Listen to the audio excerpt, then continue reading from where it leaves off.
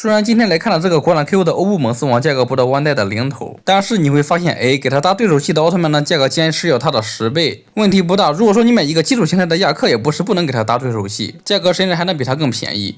在白猫出了3个多月之后，国产 QQ 的 SHF 欧布蒙丝网才出货，盒子很大，比4颗真骨雕摞一起呢要小1圈，顶3盒真骨雕厚，这次终于把南梦宫的 logo 给抹去了。盒子里面就一层一束，有主体、2个翅膀、4个肚子上的听话牙齿、1对手型，还没打开就知道已经有零件掉下来了。可以看到这个牙齿很明显就是肚子上的嘛，所以我们要平躺着开箱，防止零件掉地上找不到了。掉了2颗牙齿，1节尾巴，我一开始还担心没有说明书牙齿会按不对地方，还好它底下有编号，R2就是右边第2颗牙齿嘛。然后来看一下头雕，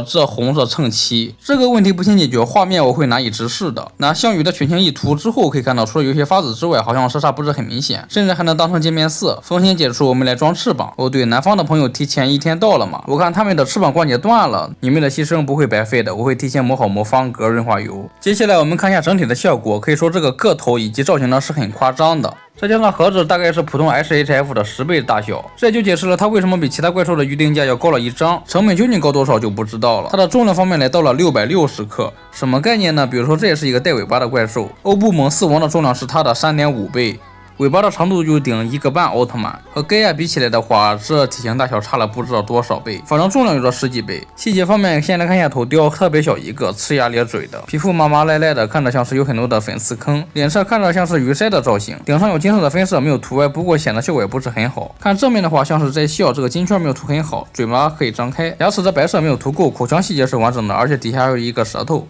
后脑勺是3个角，额头上是一大一小2个角，主体部分就和其他的怪兽一样了，就是层层叠叠的防穿帮效果。脖子底下呢可以看到是有界面色涂装的，脖子后面是2个带金边的长刺以及4个小刺，脖子往下的躯干处呢不如说是一张嘴，你看这么大一个口腔，两侧还各有1排牙，这些牙看着涂装还好，而且还带界面色呢，这些细节比头上的要大嘛，越大就越好做。口腔里面有褶子，而且还有黑色的界面色，粉红色的牙龈延伸到了腮帮子以及胳膊窝底下。四肢部分长得很难蒙，它就像是被灰褐色的线绑着的把子肉，肉还是藏青色的，捆绑的还很结实，你看都勒成啥了。脸上的坑洼太小了，没感觉。四肢部分比较明显了，这不就是筋肉细节吗？爪子可以看到也和肚子上的牙齿一样的界面色。右手应该是中鸟了，可以看到发色比其他的3个都要深。脚部的爪子有界面色，不过颜色更浅一些。而背部就不像把子肉了，因为它是金边包裹着，而且呢还带刺。翅膀是纯金色的，长得皱皱巴巴，而且就是个架子全是空洞，那它怎么起飞的？中间的虾线呢也是纯金色的，而且长满了倒刺，尾巴上有着一圈一圈的金环细节，末端是纯金色的。可动方面呢，先来打一个预防针，万代 SHF 的奥系呢，只要不是奥特曼，哪怕是这种人形的，也得尼玛给你搞成球形关节，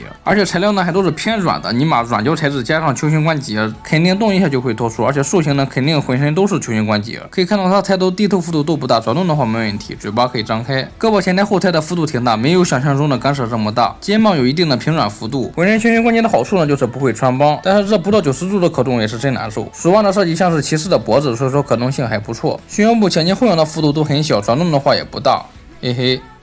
它这一排的是1、2、3、4、5、6、7个牙齿分件都是球形关节连接的，所以说有可动。不过这可动幅度很小，感觉没什么意义。而且是内裤的倒刺嘛，所以说容易碰掉。底下的这个还可以，也就是说每一列的上面2个以及下面2个，一共8个容易碰掉，中间的6个还可以。然后胳膊的平台能够超过50度，大腿的侧踢是45度左右，前踢和后踢都能够接近90度，屈膝超过30度的话会脱出。最后发现是球形关节上面有水口没有切干净，切完之后就不会脱出了，不过也只有30度，你的零件脱出也可能是有这个原因。颈弯的接地性挺灵活的，没有脚尖可动，翅膀可以上下活动，展开之后呢，可以看到里面也有褶皱细节。尾巴的话，每一个金环底下都是一个球形关节，所以说有了足足14段的可动。把玩问题的话，就是我这段尾巴呢容易脱落，这一节不会掉，但是很松，右手也是一碰就掉，左手倒是没问题。然后就是刚才说的那8个牙齿嘛，容易掉。配件方面虽然是一对替换手型，和原本的比呢就是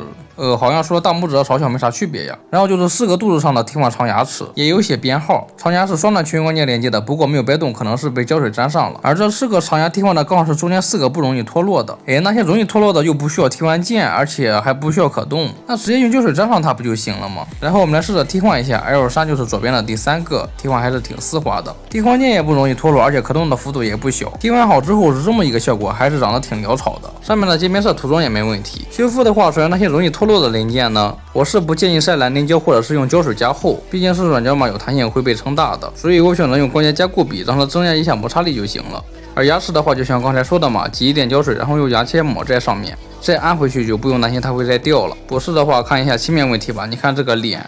躯干部分因为细节比较大嘛，所以说还好。就是我的右大臂呢有一些异色，背后的襟面有异色，中间没涂够，而且还有点红色的蹭漆。尾巴上偶尔会出现一些金色的异漆，因为体积越大就越容易分色嘛。而且异色都是集中在了背部以及分色比较精细的头部，所以说补色难度也并不大。我们就用亮黄金群青白色的马克笔就够了，因为手术期的白色这个类呢确实是不如马克笔的，感觉就像是在给它刷牙，抹一下呢，白了。头部补好之后呢，其他地方意思意思就行了。总之这个 Q 欧布蒙斯王的话，因为造型原因不适合把玩，买来就是当搭配平衡扇节的摆件的。虽然价格只要万代的零头吧，但是你搭配它所需要用到的平衡扇节呢，这价格也不是一个小数目了，应该没有人为了搭配亚克买它吧。